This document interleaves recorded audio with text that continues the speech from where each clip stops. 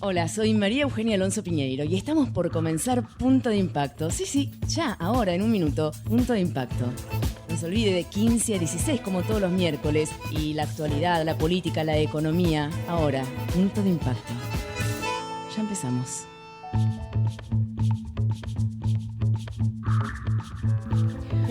Hola, ¿qué tal? ¿Cómo les va? Muy buenas tardes, bienvenidos a otro Punto de Impacto. Son las 15:05 de un miércoles cálido, con sol, lindo, como para disfrutar, como para cumplir con las restricciones impuestas en esta segunda ola de COVID que nos está atacando y fuerte en la Argentina, a la espera de nuevas medidas por parte del gobierno, a la espera de que las medidas ya dispuestas se respeten y se hagan respetar. Eso también sería muy interesante, pero con una situación de aumento de casos, según las autoridades sanitarias nacionales y provinciales, estaríamos en una meseta de contagios, pero una meseta alta, que tampoco podemos cantar victoria, hay que ver cómo van los próximos días, pero lo cierto es que hay muchos contagiados, mucho más muertos que antes, y con una situación, en algunos casos, de hospitales y clínicas, sean privados o públicos, sea en la ciudad, en el AMBA, en provincia, con una situación casi de colapso,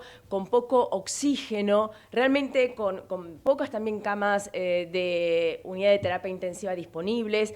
Una situación muy preocupante, y diferentes médicos y diferentes asociaciones del rubro de la sanidad han salido a pedir medidas urgentes, han salido a pedir responsabilidad a la gente. Pareciera que no somos conscientes de lo que estamos viviendo. Y bueno, vamos a hablar hoy con mucha gente, y tenemos ya en línea para charlar a Pablo Maciel, que es el presidente de la Asociación Sindical de Profesionales de la Salud de la provincia de Buenos Aires, ICOP. Doctor Maciel, María Eugenia lo saluda, muy buenas tardes y gracias por atendernos. Hola, ¿qué tal, María Eugenia? Buenas tardes. Buenas tardes, doctor. Bueno, en principio, ¿es así como acabo de describir la situación o me estoy equivocando, perdiendo de algo? No, es efectivamente así. Estamos ante una situación inédita, nunca vivida. Realmente la velocidad y la magnitud de esta segunda ola ha puesto en jaque a todo el sistema de salud de la ciudad de Buenos Aires, de la provincia, sobre todo en la región metropolitana, que ha puesto al sistema en saturación, decimos nosotros, porque cada cama que generamos o cada cama que se libera rápidamente es ocupada por otro paciente. Y estamos en un nivel de internaciones diarias que es insostenible en el tiempo. Si uno hace una proyección de esta situación, se da cuenta rápidamente de que el sistema no puede tolerar una meseta, en el mejor de los casos una meseta, y si todavía no seguimos subiendo, sí. En este nivel. Por el agotamiento no lo puede tolerar, primero por los recursos de infraestructura que tienen un límite, pero fundamentalmente por el recurso humano. Hoy no podemos operativizar todas las camas y respiradores que tenemos disponibles porque nos faltan profesionales. Ya no hay más terapistas, no hay más kinesiólogos, no hay más enfermería. Así que bueno, es por eso que nosotros advertimos, señalamos que el único camino posible en este momento, en este contexto, no quiere decir que sea la estrategia de toda la pandemia, pero sí en este momento, el de cierre por lo menos duro durante 2 semanas para descomprimir un poco el sistema de salud, ¿no es cierto? Entiendo. Doctor, o sea que por más que ahora venga alguien y le diga, mira, y le damos a usted 10 camas más de terapia intensiva, no tienen los médicos para manejarlos. El personal, además, me imagino que hay médicos y enfermeros que se han enfermado. Cuando se enferman, difíciles son de reemplazar. Exactamente. Y hoy estamos instalando camas con respiradores fuera de las terapias intensivas, que no es la mejor opción. No es la mejor atención de calidad, la mejor calidad.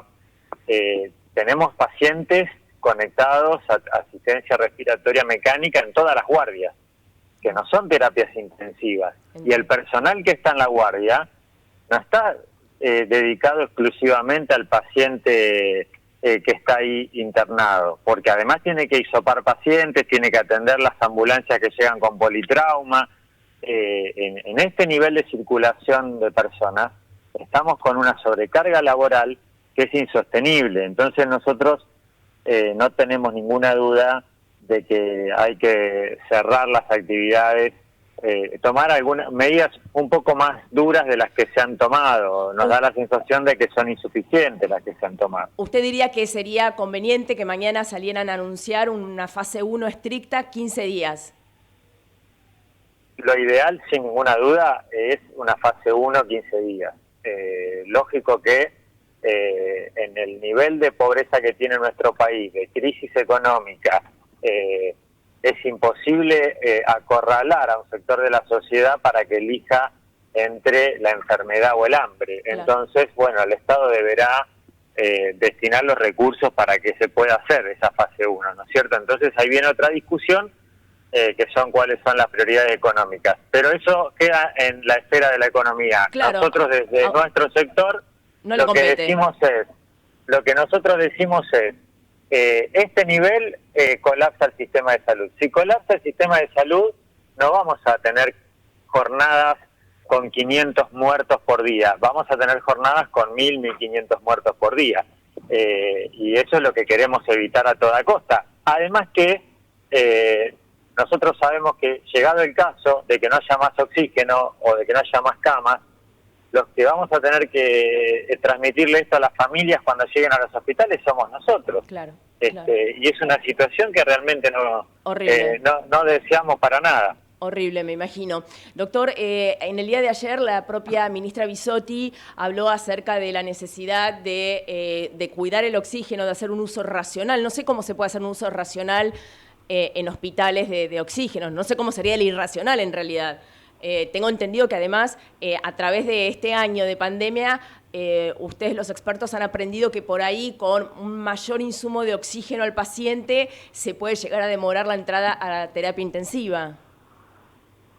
Claro, sí, estamos utilizando en muchos lugares, en terapias intermedias, salas de clínica médica, cánulas de alto flujo, que por ahí para el paciente es evitar la intubación y la respiración mecánica. Claro. Sí, es muy difícil pensar eso que ha planteado la ministra. En la provincia de Buenos Aires se han instalado durante el año pasado algunas plantas de oxígeno, algo nuevo, porque dependíamos exclusivamente de proveedores del sector privado. Se ha instalado el fin de semana una planta nueva en Punta Lara, en la localidad de Ensenada. Se han incorporado 300 concentradores de oxígeno, que son una buena herramienta, no para las terapias, pero sí para las salas de COVID, que hacen que no sea necesario tener provisión de oxígeno líquido, pero eso no va a alcanzar de ninguna manera si sostenemos este ritmo de contagio, ¿no? Esa es la realidad, la dura realidad que estamos viviendo. Doctor, precisamente con eso, suponiendo que estamos en una meseta que es altísima, en el mejor de los casos no aumentan los casos, pongamos eso, el mejor escenario, ¿cuánto tiempo podemos aguantar en la situación de hoy? ¿Cuántos días? Una semana, 2 semanas. Aprendimos el año pasado que nuestro sistema de salud desplegado al 100% en toda su capacidad, que el límite lo da el recurso humano, insisto con esto, aprendimos que podemos tolerar una meseta de 12.000 casos promedio. Con una meseta arriba de 20.000 vamos hacia el colapso. Han colapsado sistemas de salud mucho más grandes que el nuestro, en Estados Unidos, en Europa. ¿Por qué vamos a pensar que el nuestro no va a colapsar? Claramente, claramente. Ahora, yendo, digamos, a la situación de los médicos, yo me imagino, suponiendo que no se han contagiado, que están bien físicamente, el estrés emocional, a mí, por ejemplo, si yo cometo un error por estrés, le estoy haciendo una mala entrevista a usted y el oyente apaga la radio y listo. Es lo peor que me puede pasar. ¿Qué le pasa a un médico con estrés emocional? Bueno, primero te digo que la tarea de ustedes es muy importante en un contexto de pandemia, porque informar bien a la gente es fundamental. Yo creo que estamos teniendo durante esta pandemia graves problemas de información, y la gente recibe información contradictoria, cruzada y a veces alejada de la información científica. Y hay mucha información falsa, sí, y uno también tiene la responsabilidad exacto, de alertar, hacer un equilibrio entre alertar a la población de que estamos en una situación exacto. grave, pero no desesperante como para que haya pánico. Es difícil, sí. Exactamente, y por eso te quería mencionar esto, es muy importante la función nuestra. Gracias. Nuestro sector está viviendo una situación de máximo estrés y después de tremenda angustia, porque la realidad dentro del hospital es muy preocupante, es muy delicada. La mitad aproximadamente de los pacientes que estamos internando en las terapias se mueren. Vemos pacientes muy jóvenes internados en terapia, y salimos del hospital y vemos que hay una parte de la sociedad que todavía esto no lo entiende. Y además vemos también un sector de la política, Sí. o vemos que un sector de los representantes de la sociedad no están a la altura de esta situación. Totalmente. Por lo tanto, bueno, se pone el foco de discusión en otro lado, se dilata el tiempo para tomar decisiones. Por eso hicimos hoy una conferencia de prensa para poder decir lo que está pasando puertas adentro del hospital y plantear la necesidad de tomar mayores medidas. Doctor, en principio yo, a ver, desde los medios tratamos de hacerlo lo mejor que podamos. Ustedes no tienen, yo no tengo palabras para agradecerles a cada uno de ustedes, pero ¿qué podemos hacer de más? O sea, con la conferencia de prensa de hoy ustedes esperan también inclusive concientizar un poco más a la gente, pedirle algo más a los gobiernos, y me parece que acá ya no importa el partido político, no tiene nada que ver, estamos todos en la misma.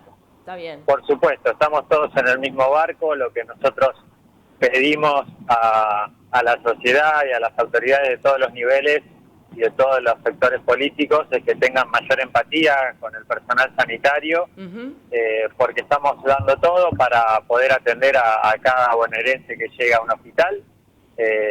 Vamos a pedir apoyo en todo sentido, el reconocimiento, pero sobre todo el apoyo con insumos, con condiciones laborales, con salarios justos, para poder afrontar este segundo año de pandemia y el invierno que todavía no llegó y que no tenemos dudas que va a ser bien complejo. Doctor, yo le agradezco enormemente que nos haya dado este tiempo y obviamente estamos a su disposición para lo que sea y estaremos hablando en las próximas emisiones. Por la tarde de hoy le agradezco un montón todo lo que están haciendo y el tiempo para la entrevista. Bueno, no, muchas gracias a ustedes por ocuparse del tema y transmitir esto. Hasta luego. Por Dios, hasta luego. Era el doctor Pablo Maciel, presidente del SICOP, con una situación realmente angustiante y con una conferencia de prensa que dieron hoy a la mañana, por eso queríamos hablar con él. Hablábamos también a veces de la falta de responsabilidad política. No importa el partido político, no importa. Acá lo que necesitamos es que todos estemos juntos y tenemos para el mismo lado. Y hablando de esto, estamos ya en línea con el presidente de la Comisión de Salud de la Cámara de Diputados, el diputado Pablo Sheldin. Diputado, María Eugenia lo saluda. Muy buenas tardes y gracias por atendernos. Diputado. Difonía, se me quedó. O yo estoy sorda, también puede ser, pero yo no lo escucho. Diputado, ¿me escucha ahí? No, ahora sí. Perdón, no lo escuchaba yo, discúlpeme. ¿Cómo le va? Buenas tardes. Buenas tardes, ¿cómo están ustedes? Muy bien. Diputado, bueno, estamos en una situación descrita recién por un médico y en general por todos los médicos en la Argentina de una crisis aguda, necesitamos insumos, vacunas, necesitamos conciencia de la gente. Y usted, como presidente de la Comisión de Salud, ¿qué panorama nos puede dar para este momento? Bueno, estamos viviendo, digamos, la segunda ola. Era una situación que todo el hemisferio norte vivió y que obviamente íbamos a vivir nosotros. En este momento estamos con muchísimos casos y con un aumento, le diría, exponencial prácticamente en todas las provincias. Por supuesto hay lugares peores que otros, pero creo que prácticamente todas las provincias o gran parte de las provincias argentinas tienen departamentos o lugares con un aumento de casos que primero ya están por arriba de lo que sería una circulación comunitaria importante, y por otro, comparado con los 14 días anteriores, con un aumento importante también. O sea, que no solamente es el valor donde estamos, sino el ritmo de crecimiento que tenemos. Eso implica, por supuesto, una atención importantísima a los distintos sistemas de salud de la Argentina en cada una de las provincias, de mayor o menor impacto por ahora, y requiere lo que sabemos que hace falta para esto, ¿no? Por un lado, vacunas, que las vacunas sigan llegando, que las vacunas logren ponerse a los grupos de riesgo. Ustedes saben que en la Argentina ya llegaron casi 10 millones de dosis. Sí. La Argentina tenía un cálculo de 15 millones de personas de alto riesgo, con lo cual, bueno, vamos con 2/3 de este número vacunados, o digamos en vía de vacunarse, y esperamos que el otro tercio se vacune lo más rápido posible. Si uno observa en las terapias intensivas hoy, la verdad que la proporción de personas en terapia intensiva por COVID que tengan al menos una dosis de vacuna es muy baja, muy baja, y eso implica la eficacia del sistema de vacunas. O sea, aquellas personas que logran vacunarse realmente están evitando en gran medida la internación de gravedad, o por lo menos la terapia intensiva. Bueno, claro, usted dio en el punto, ¿no, diputado, perdón, que en realidad el darse la vacuna realmente minimiza después los riesgos si uno contrae COVID, pero justamente con respecto a la entrega de vacunas, en el día de hoy la propia ministra Bisotti tuvo reunión con gente de AstraZeneca porque de las millones de dosis que nos han prometido no llegó ni una. Claro, exactamente. Eso, la Argentina cuando optó por, digamos, AstraZeneca, a partir de varios puntos, ¿no? AstraZeneca es una vacuna que tiene varias ventajas para nosotros. Una es el sistema de frío que usa, el otro es el precio, el otro es la disponibilidad de la transferencia tecnológica. Pero claro, están demoradas. Iban a llegar en marzo, abril, no llegaron, y ahora estamos esperando para mayo. La verdad que es fundamental para nosotros que esos 20 y pico de millones de dosis lleguen, lo mismo que es fundamental que Sputnik termine de mandar todas las vacunas que nos han prometido, y no solo prometido, sino que hemos contratado. Ahora, ¿ustedes han pedido algún tipo de informe a la ministra? Yo entiendo que, ojo, AstraZeneca tiene problemas en todo el mundo. De hecho, tengo entendido que la Unión Europea en el día de ayer demandó a AstraZeneca porque tampoco ha cumplido con las entregas, pero ¿han pedido ustedes informes o por ejemplo, cómo fue hoy la reunión del mediodía con los representantes del laboratorio? De la reunión de hoy, la verdad que nos enteramos por la prensa. En realidad no tenemos todavía ningún informe al respecto. La ministra estuvo hace poco en la Comisión de Salud de la Cámara, nos contó cuál era la situación. La situación es una situación mundial en donde AstraZeneca, pero también Pfizer, por dar un ejemplo, o todos los Sputnik desde ya, la industria está demorada en la entrega y deben millones de dosis, o casi te diría cientos de millones de dosis a muchos países del mundo. Con lo cual, la verdad es que el tema que tenemos que hacer es, digamos, lo que hizo hoy la ministra, ¿no? Juntarse con los laboratorios y ver cuáles son las dificultades. Recordemos que el mundo, Estados Unidos, por ejemplo, se ha quedado no solamente con la enorme cantidad de vacunas que, por supuesto, producen y usan. Ellos han llegado a vacunar casi 40 millones de norteamericanos por día, están vacunando inclusive a turistas, mientras que muchos de los países del mundo como nosotros no podemos vacunar a nuestro grupo de riesgo. Y no solo eso, sino que dificultaron la exportación de ciertos insumos básicos para que la industria pudiera desarrollar, por ejemplo, filtros especiales que necesitaba la fábrica de México para poder terminar con la elaboración de las vacunas de AstraZeneca, que las elaboramos en Argentina, pero se envasan en México. O sea que todas estas dificultades a las que se ve sometido no solamente Argentina, sino toda la región, y por supuesto salvo los países muy centrales, tiene que ver con que la industria farmacéutica puede elaborar 3.000 millones de dosis para un año y nosotros el mundo necesitaba 10.000, 11.000 millones de dosis. Hay un gran desequilibrio. Inclusive el otro día también me contaban que en Suiza tuvieron que tirar miles de dosis de AstraZeneca porque había anotados para darse la vacuna. Después empezaron las versiones de trombosis como consecuencia de AstraZeneca, entonces después no iban a darse la vacuna, se vencía y chau. Sí, bueno, el tema de AstraZeneca y de las vacunas vectoriales y el tema de las trombosis, que es un tema, por supuesto, de preocupación y que se está siguiendo con mucha atención, es hasta ahora un tema muy menor, ¿no? Estamos hablando de una incidencia de trombosis bajísima, muy por debajo de la incidencia de trombosis, por ejemplo, de los anticonceptivos orales, muy por debajo, por supuesto, de la incidencia de trombosis producidas por COVID o por casi todas las patologías. Entonces, realmente, cuando uno ve que ciertos organismos de control ponen tantos reparos en vacunas vectoriales y contra las vacunas ARN mensajero, en un mundo surcado por los intereses económicos de la industria farmacéutica y sin dejar de lado que es por supuesto importante controlar, da la sensación de que estas demoras tienen por detrás algunos objetivos que son no tan santos como pareciera ser la salud de la población. Entiendo. De todas maneras, hay que seguir controlando, por supuesto, la seguridad de las vacunas. Las vacunas, todas las que se están poniendo en Argentina, son por ahora muy seguras, y lo que necesitamos, en definitiva, es que las vacunas lleguen, ¿no? Estados Unidos tiene algo así como 60 millones de dosis de AstraZeneca que no autorizó para usar, y que, bueno, estamos esperando que las reparta en el mundo, porque la verdad que el mundo las necesita. Si ellos no las van a usar, que repartan a los lugares que las necesitan. Sí, por supuesto. Ahora también entramos nuevamente en negociaciones con Pfizer, ¿es correcto?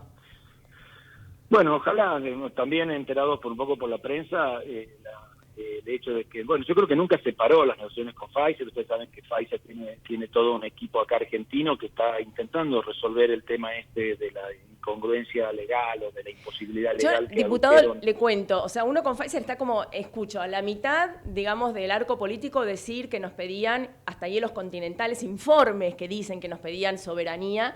Del otro lado dicen que es un disparate, que nos pedían un seguro de caución como cualquier país del mundo y por ahí un poco más a nosotros porque somos conocidos por cesación de pagos, pero no se ponen de acuerdo. De hecho, no tenemos Pfizer.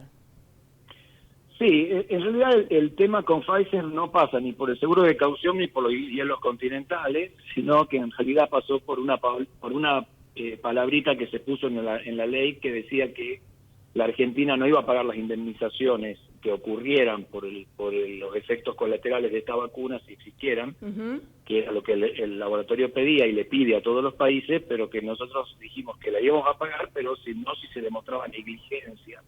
No aceptaron este tema de la negligencia, aunque parezca un tema menor. Ese fue el tema que, en definitiva, adujeron la gente de Pfizer para no firmar el convenio. ¿Y los demás países sí firmaron sin esa palabra negligencia? No sabemos, porque como son confidenciales los contratos, entendemos que es probable que los otros países hayan firmado. La ley nuestra, la ley que tiene la Argentina, dice que nosotros no podemos pagar indemnizaciones si alguien nos vende algo que negligentemente está mal hecho. Y suena lógico. Eso es lo que dice la ley argentina, y suena lógico, sí, es lógico. Sí. Entonces, lo que uno puede hacer es hacer una ley que diga, bueno, nosotros vamos a hacer lo que sea para que nos den la vacuna, pero la verdad es que hay tantas otras vacunas, y Pfizer ha incumplido tanto con el resto de los países de la región, que me parece que no está mal, digamos, seguir las negociaciones, pero me parece que hay otras opciones. Yo avanzaría con Moderna, avanzaría con Johnson & Johnson, avanzaría con CanSino. Y bueno, Pfizer, por supuesto, en el momento que quiera vendernos, estamos dispuestos a pagarlo. Pero no me parece que este sea tampoco el problema hoy de la Argentina, que Pfizer no haya firmado. El problema de la Argentina es que somos parte de un núcleo de países en donde las vacunas no llegaron porque somos países más periféricos. Las vacunas, los únicos países que no tienen problema con vacunas son Estados Unidos, Inglaterra, Israel, y te digo que después te empieza a contar, ¿no? Todos los países, Canadá, Italia, Francia, países que obviamente son, ¿no? España, que son países absolutamente centrales, por decirlo así, Alemania mismo, han tenido problemas con la llegada de vacunas, con lo cual simplificar que el problema de pocas vacunas de la Argentina tiene que ver con Pfizer o no Pfizer, me parece que no. No, es un problema global y de casi todas las marcas, en eso estamos totalmente de acuerdo. Ahora, también tengo entendido que India, que es un mercado enorme, es uno de los países en donde también se fabrican, no sé cuál, pero más de una, me imagino, de las vacunas, y ahora están hace una semana con un pico de COVID impresionante y frenaron toda la producción. Eso también nos puede llegar a perjudicar. Sí, nosotros, en realidad, te digo la verdad, nosotros las vacunas que hoy tenemos en Argentina, que son la AstraZeneca, que se fabrica en Argentina y en México, con lo cual eso a nosotros no nos va a tocar. Bueno, Sputnik, cuando la tengamos. Claro, cuando la tengamos, sí. Por supuesto, cuando la tengamos, pero bueno, las otras lo tenemos firmadas. Lo que quiero decir es que nosotros hoy, a nosotros nos llegó un embarque de AstraZeneca que se llama Covishield, que estaba elaborada en India, que es la misma vacuna que nosotros elaboramos acá y se va a envasar en México, pero hecha en India. Esa vacuna sí es india, pero no tenemos contratado nosotros con AstraZeneca esa vacuna. Nos llegó porque justamente al demorarse el otro embarque desde México, nos mandaron esta. ¿Era parte del COVAX? ¿Del plan mundial? No, esta vino directamente de AstraZeneca, pero COVAX también nos mandó vacuna AstraZeneca que también posiblemente sean de origen indio, o europeo. Lo cierto es que las otras vacunas son chinas y se vienen desde China, no vienen de India. Pero bueno, la situación de India es dramática, por supuesto, como es la situación de Brasil también. Estos países tan enormes, con tal cantidad de población, en donde entra un virus tan contagioso como este, y bueno, los sistemas de salud, la necesidad de oxígeno, por supuesto, no dan abasto, y la letalidad de este virus, por supuesto, aumenta en forma enorme. Por eso es tan importante en la Argentina lograr sostener una letalidad como la que tenemos, y para que eso suceda no debiera colapsar el sistema. Bueno, precisamente... Y por eso es que hay que, digamos, apoyarse, además de las vacunas y la poca llegada y todo lo otro, el cuidado. Con algunas restricciones. Claro, bueno, precisamente para hacer la última pregunta y apelando además a su experiencia como ministro de Salud de Tucumán, que lo fue, ¿no? Recién hablábamos con el presidente de SICOP, el doctor Pablo Maciel, nos hablaba que esta meseta es tan alta que podríamos llegar a aguantar esta cantidad de muertes y de contagiados 2 semanas más. Entre 1 semana y 2 semanas, si no hay colapso total. Y él mismo como médico dice, yo no puedo hablar de la economía, que sé que estamos muy mal, pero como médico yo pediría fase 1, 15 días a partir de mañana. ¿Usted qué dice? Es correcto el tema de la meseta alta, o sea, la meseta alta no nos tiene que tranquilizar para nada, porque es tan alta, claro, es tan alta la meseta que los casos se acumulan. Entonces, en los casos acumulados el sistema explota igual. No es que el sistema deja de explotar porque la curva no sigue subiendo. Una meseta tan alta no nos alcanza. Eso es correcto. Y lo otro correcto es que la única manera que tenemos de controlar esto es generando restricciones y con mucha conciencia de los protocolos en los lugares donde no haya restricciones.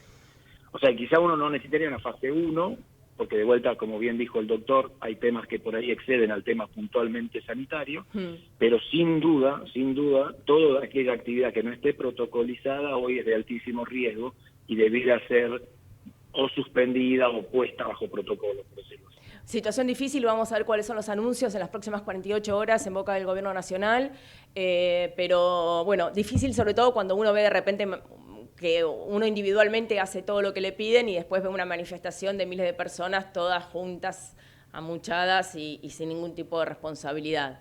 Eso, bueno, exactamente. Da bronca. Exactamente, porque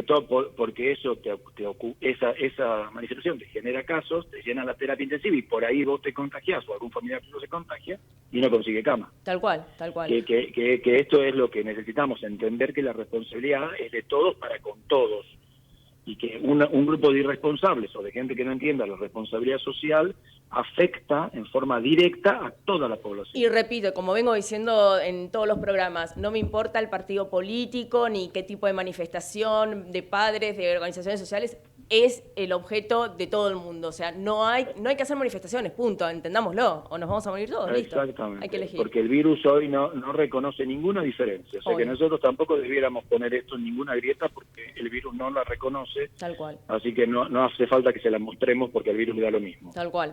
Diputado Yerlin, como siempre, un gusto hablar con usted y gracias por atendernos. Gracias. Un saludo enorme. Igualmente, doctor. Era el diputado Pablo Yerlin, presidente de la Comisión de Salud de la Cámara de Diputados del Frente de Todos.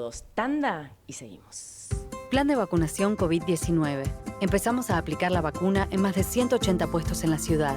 Para conocer más sobre las etapas y dónde vacunarte, ingresá a buenosaires.gov.ar/vacuna-COVID o chatea con la ciudad al 11 50 50 0147. Cuidarte es cuidarnos. Buenos Aires Ciudad. Cargas Infinia, cargas máximo octanaje. Cargas Infinia y tu auto anda mejor. Convivir es cuidarnos. Legislatura de la Ciudad Autónoma de Buenos Aires. Ecomedios.com AM1220. Estamos con vos.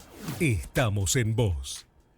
Ecomedios y los números de la suerte y los resultados de las quinilas recién sorteadas. A la cabeza en la ciudad, 9.461. En la provincia, 0.509. En Córdoba, 5.975. En Santa Fe, 5.168. Y en Entre Ríos, 8.903. Auspiciado por Bombonería Bombonera, La Casa del Chocolate, Corrientes 1479. Carnicería Mamá Marta, Juan Bautista Alberdi, Cañada de Gómez. Mezquita Hermanos, Alsina 2501, Casa de los Cristales Antiasalto. Bombonería Bombonera Aeroport, no se olvide que queda en Corrientes 1479. Fueron los números de la suerte por Ecomedios AM 1220. Volvemos 18:30 minutos.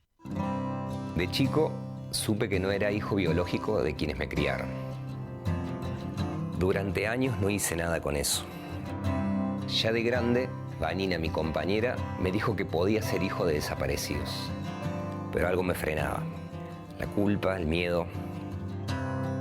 Luego nacieron mis hijas y pensé que no podía dejarles algo como esto sin resolver. Y me animé a dar el paso. Anímate a dar el paso. Si naciste entre 1975 y 1980 y dudas de tu identidad o sabes de alguien que puede ser hija o hijo de desaparecidos, comunícate con Abuelas de Plaza de Mayo o con sus redes en las provincias. Podés vernos en vivo en ecomedios.com. Contenidos audiovisuales. Conectate con nosotros. Twitter @ecomedios1220.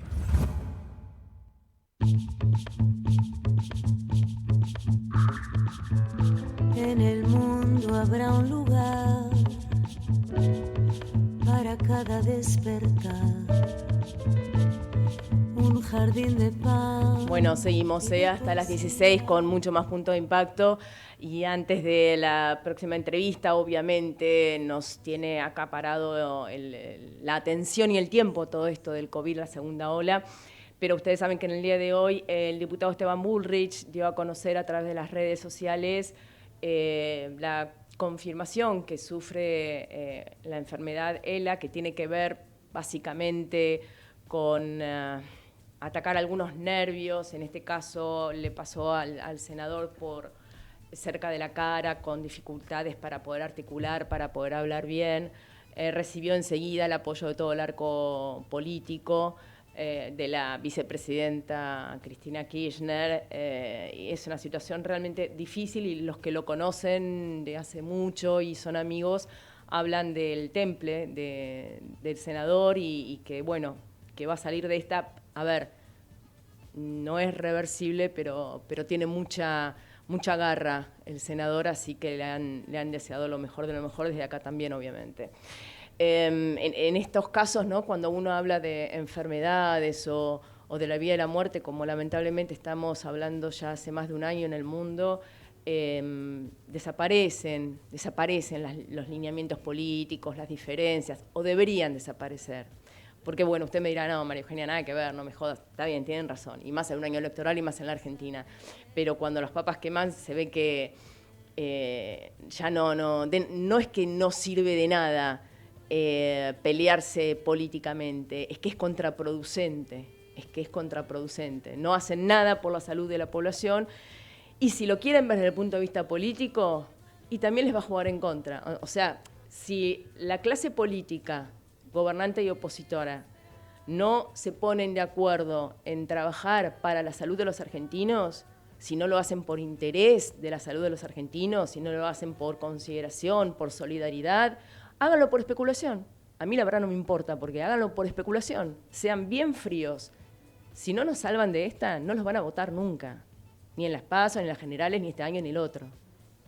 Insisto, a mí no me interesa qué los motiva. Si los motiva la solidaridad o la especulación fría y llana. Pero hagan algo básico. Si no, les va a ir mal. Es así de simple. El voto no los va a acompañar. No quiere decir que, por ejemplo, estábamos viendo recién que en Chile, que están con una vacunación muy fuerte, también con una segunda ola muy fuerte, porque ahí es como que empezamos a encarnizar que el tema de la vacuna no es que uno entonces después se puede descuidar, todo lo contrario, se puede uno enfermar, como le pasó al presidente Alberto Fernández, pero con, digamos, síntomas muy leves, sinceramente. Bueno, en este caso Piñera, el presidente de Chile, ha bajado muchísimo en intención de voto, en imagen positiva, a pesar de que, insisto, tiene muchas vacunas que han vacunado, que se han ocupado de los esenciales, del grupo de riesgo, etcétera, etcétera. Es decir, esto no les va a asegurar una buena imagen para las elecciones si están tan interesados. Pero seguramente si no nos salvan, sí les va a asegurar una pésima imagen. Eso sí, ténganlo por seguro, porque el voto después se va se va a hacer sentir.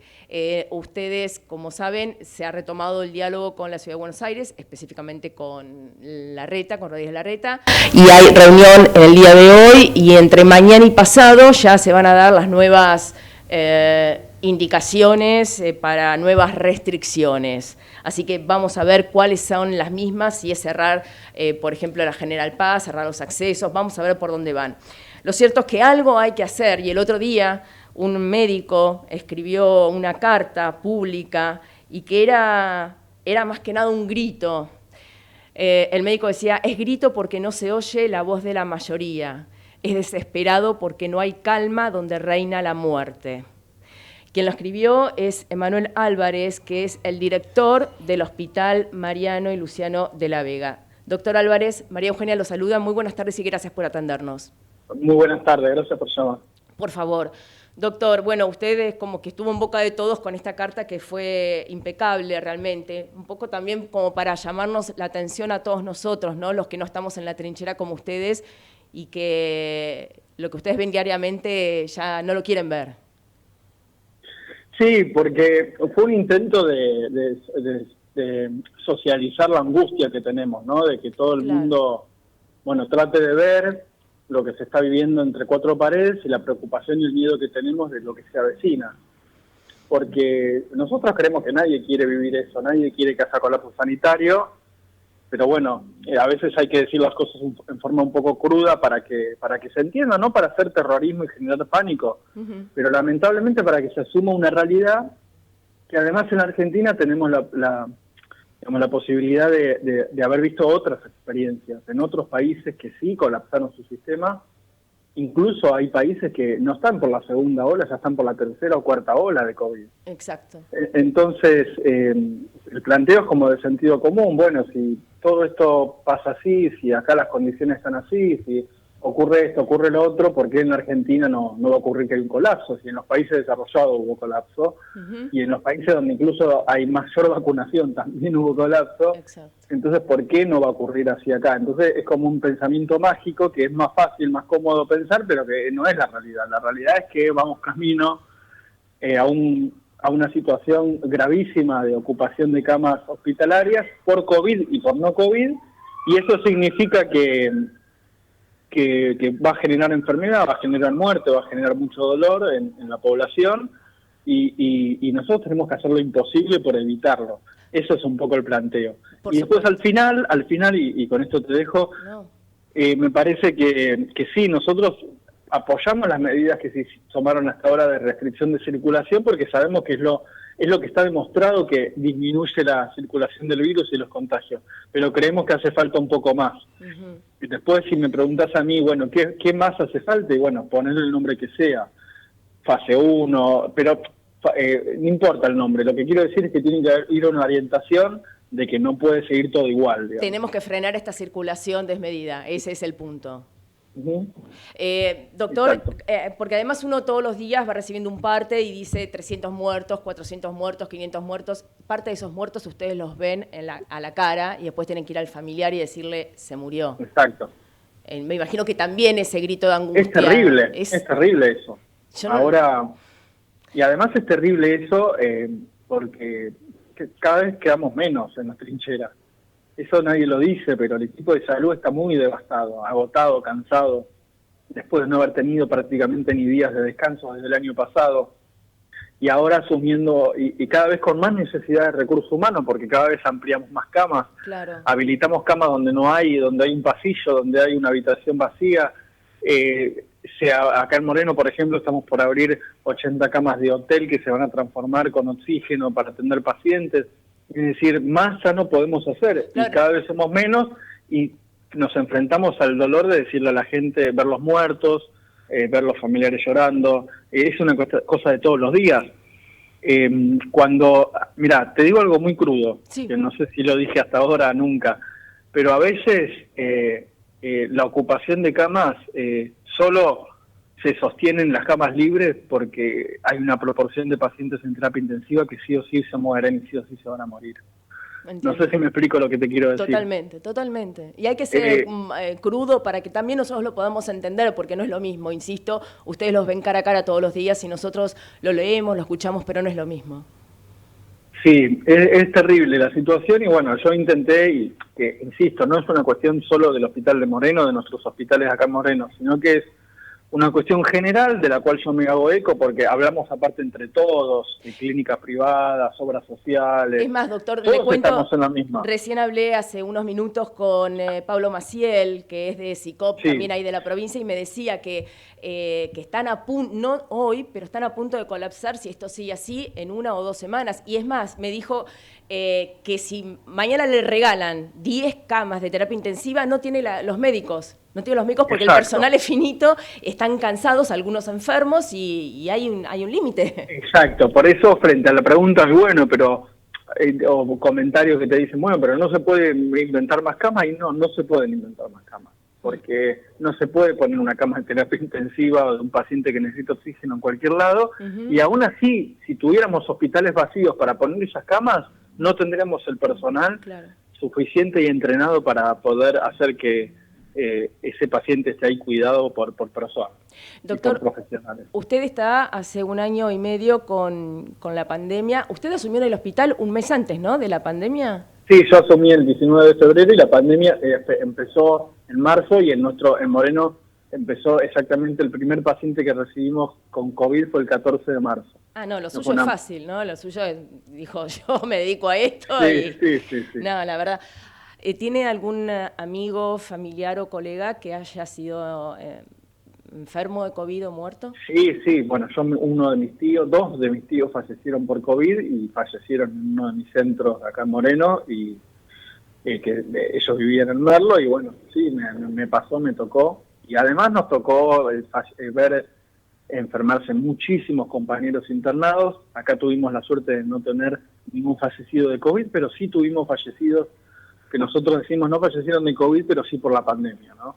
Claro. Personas entiendo. que no han tenido vacaciones, que han vivido con mucho estrés toda esta situación y que han tenido patologías consecuentes del estrés y que han fallecido como infartos, ACV y personas muy importantes para el hospital que lloramos todos, que ni tuvimos ni tiempo ni de llorar siquiera, ¿no? Porque horrible, ni tiempo, es verdad. Entonces, es mucho para contar y es muy difícil de transmitir, ¿viste? No, es muy difícil de transmitir. Yo te estoy hablando, pero no te puedo transmitir la angustia, que además me cuesta llorar, así que más difícil me es aún transmitir sentimientos, pero es muy difícil transmitir lo que estamos viviendo. Entonces por eso le pedimos a la sociedad que haga todo lo posible para cuidarse a ellos y a su familia y a sus vecinos, y a las autoridades que tengan responsabilidad de que tengan empatía y que nos escuchen y que tratemos de hacer lo imposible para, yo no digo evitar el colapso sanitario, pero por lo menos reducir su impacto lo más que se pueda. Obviamente, y de hecho, ¿usted ha recibido algún tipo de respuesta a partir de su carta por parte del gobierno provincial, nacional, alguien? Sí, nosotros, nuestro hospital Mariano Luciano de la Vega y el hospital modular que es de Lupa, que dependen de mí, somos organismos provinciales, dependemos del Ministerio de Salud de la provincia, por supuesto hablé con Daniel Goyán, con Nicolás Crepla, que siempre están en apoyo permanente, y además que son funcionarios que piensan exactamente igual que nosotros, que viven el territorio, que están en el día a día de los hospitales, no es gente que no vive la realidad y no tiene la realidad de verdad.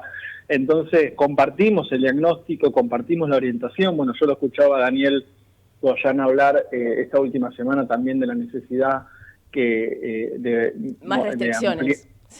Sí, de más restricciones, y tampoco se dice restricciones eternas. Estamos hablando de generar 15, 21 días en el cual se pueda disminuir los contagios y frenar un poco el estrés que estamos viviendo, el estrés del sistema de salud, que está a punto de colapsar.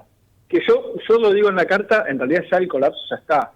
Lo que pasa es que lo que estamos haciendo es sostenernos como red de salud y unos a otros nos vamos sosteniendo. Doctor, perdón, la insolencia, no sé, se lo escucha muy joven. ¿Qué edad tiene? Yo tengo 37 años. Más que joven. No, soy joven, Sí, pero no tanto. No, para, re joven, no se discute, Claro. punto. ¿Tenés familia, casado, hijos? Sí, yo tengo familia, tengo 3 hijas. Y bueno, nada, Chiquitas. vivo lo que viven todos mis compañeros y compañeras del hospital y del equipo de salud, que es que no podemos ver a nuestros hijos de la misma manera, que aún así, viéndolos estamos con temor, porque estamos muy expuestos, a pesar de estar vacunados, siempre estamos muy expuestos al virus y siempre estamos con miedo, ¿no?, de contagiar a un familiar, a una persona que tiene... Entonces es feo también esa situación que se vive. Es ¿no? es angustiante, me imagino. Y sus hijas le dicen, papá, pará, quédate con nosotros, no sé cómo... Sí, no, eso es horrible. Eso te mata, sí, me imagino. Cómo nos extrañan nuestros hijos, nuestros familiares, cómo lloran, cómo... bueno, yo ahora estoy hablando del hospital, cómo a veces llegamos tan tarde que no los podemos ver, y se duermen sin que los podamos ver. O sea, esa es la realidad que se está viviendo, ¿no? Pero insisto, es muy difícil de explicar y de transmitir a la sociedad o al resto de las personas, ¿viste? Hace falta que pasen por adentro y verlo con sus propios ojos. Tenés razón. ¿Sentís respeto por parte de la sociedad o no? La verdad. Sí, no, es que yo lo puse en la carta, que estamos pidiendo eso, empatía, respeto, que estamos pidiendo que se pongan en el lugar de nosotros y nosotras, porque... Y además también estamos abriendo un poco el paraguas, también lo quiero decir, porque de alguna manera les estamos diciendo a la sociedad que si hay colapso y hay incapacidad del sistema de salud y del equipo de salud para atender pacientes, porque nosotros no somos responsables de un colapso sanitario. Entiendo. No vamos a ser responsables ni los culpables de que a una persona, que tengamos que elegir a quién le ponemos un respirador, si a una persona de 60 o a una de 80. O a una de 70 o a una de 50. Eso se hacía en Italia al principio, lo veíamos hace un año.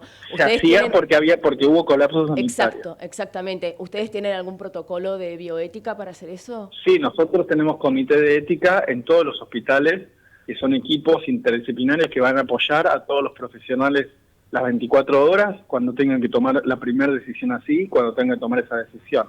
Porque no es una decisión de ese profesional o personal, es una situación social, sanitaria y global que se está viviendo, entonces no es que esa persona está tomando esa decisión, es una situación general. Entonces la sociedad tiene que entender eso. Cuando llegue un familiar, cuando haya 2 familiares y no haya cama más en ningún lugar, o 3 o 4 familias, y haya que elegir entre una persona de 40 años y una de 75, que por ahí estaba hablando y caminando antes de tener COVID, eso va a ocurrir y puede llegar a ocurrir. Entonces, lo vamos a trabajar, pero nosotros como equipo de salud no podemos hacernos cargo no tenemos culpa y responsabilidad social de que eso ocurra por eso. Es un problema global. Totalmente. A nivel mundial. Totalmente. Entonces, sería muy triste que encima de que estamos haciendo lo imposible hace más de un año y medio para cuidar a toda nuestra comunidad, nuestros vecinos, nuestros familiares, nuestros amigos y a toda gente que no conocemos, llegado el momento se nos responsabilice y se nos culpe a nosotros que estamos acá por esa situación de colapso. Nunca haríamos eso, hablo por mí, sino que todo lo contrario, yo estoy eternamente agradecida a todos ustedes, todos los médicos, enfermeros de todo el país, lo que están haciendo es increíble. Y bueno, la verdad me quedo yo sin palabras y le agradezco que nos haya dado este tiempo ahí desde el hospital y le deseo lo mejor y vamos a seguir hablando en las próximas emisiones. Bueno, muchísimas gracias y saludos a todos. Un beso enorme. Era Emanuel Álvarez, el director del hospital Mariano y Luciano de la Vega, y estamos finalizando el programa con nuestro último entrevistado, el diputado Burjaile, Ricardo Burjaile. María Eugenia lo saluda, muy buenas tardes, gracias por atendernos. ¿Cómo le va, María Eugenia? ¿Cómo está usted? Bien, diputado, la verdad, no sé si puedo escuchar lo último, pero hablé con Emanuel Álvarez y nos comentaba la situación tan crítica que estamos viviendo en el sistema de salud en la Argentina, a punto de colapsar, estamos ahí, es dificilísimo lo que estamos viviendo. Es una situación difícil, ojalá esto empiece a revertirse, ojalá esa famosa curva empiece a aplanarse y empiece una curva descendente, ¿no?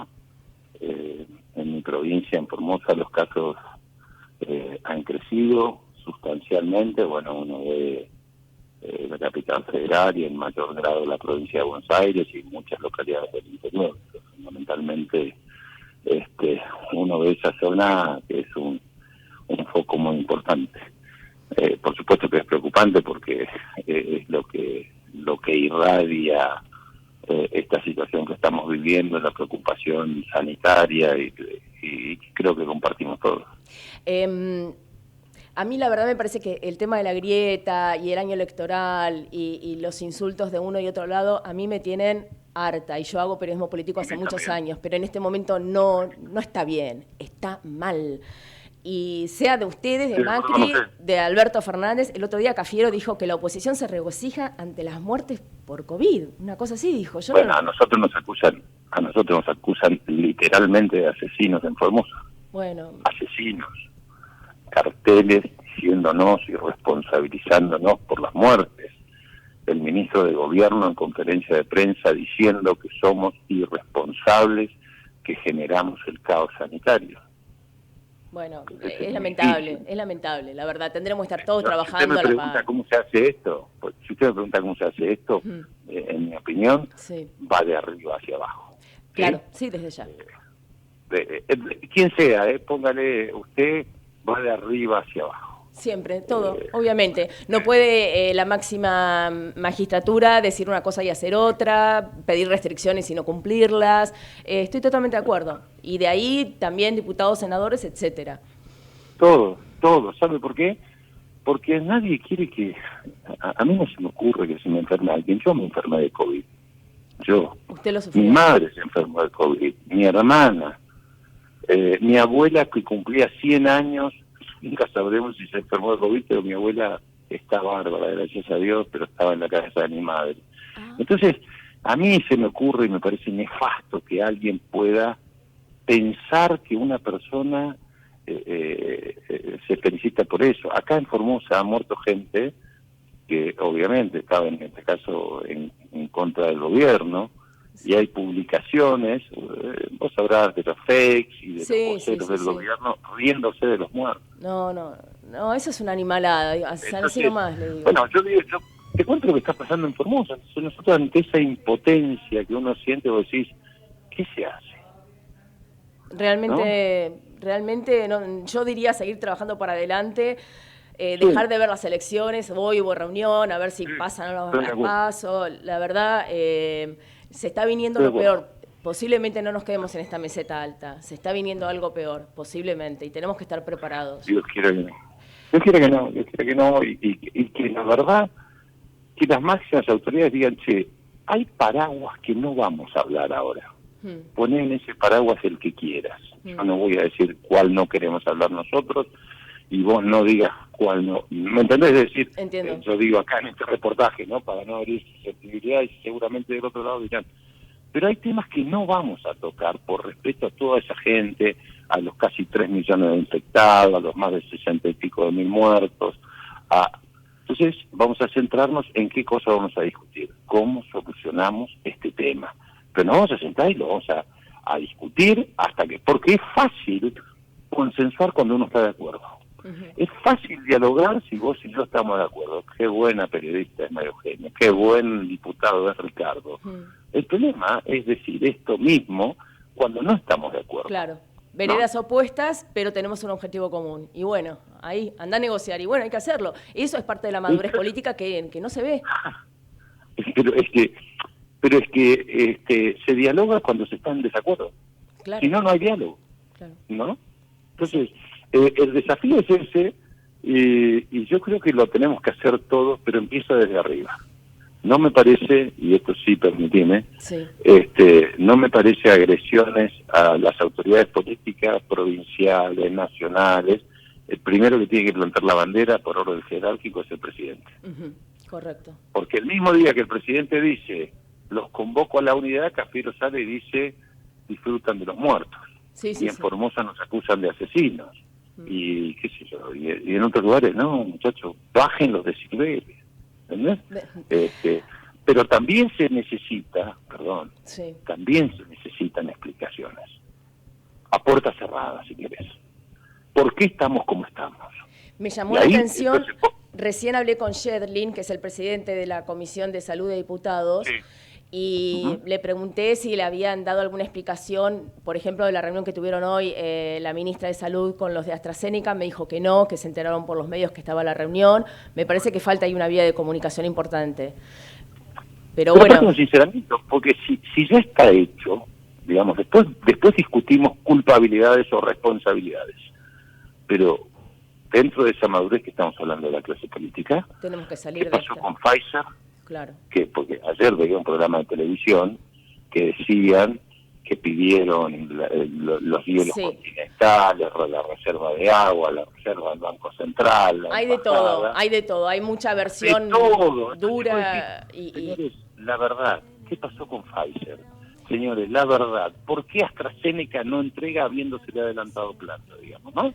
Esperemos que tengamos las respuestas oportunamente. Yo por el día de hoy se me terminó el programa, pero esperemos realmente que tengamos las respuestas que necesitamos y que exigimos. Mil gracias por atendernos, diputado Burjale. Gracias a vos, muy amable. Un saludo enorme. Era el diputado Ricardo Burjale de Juntos por el Cambio Formosa. Nos vamos, nos fuimos, no estamos dentro de la próxima semana. No se olvide porque el miércoles a las 15 va a haber mucho más Punto de Impacto. Chao. Gracias.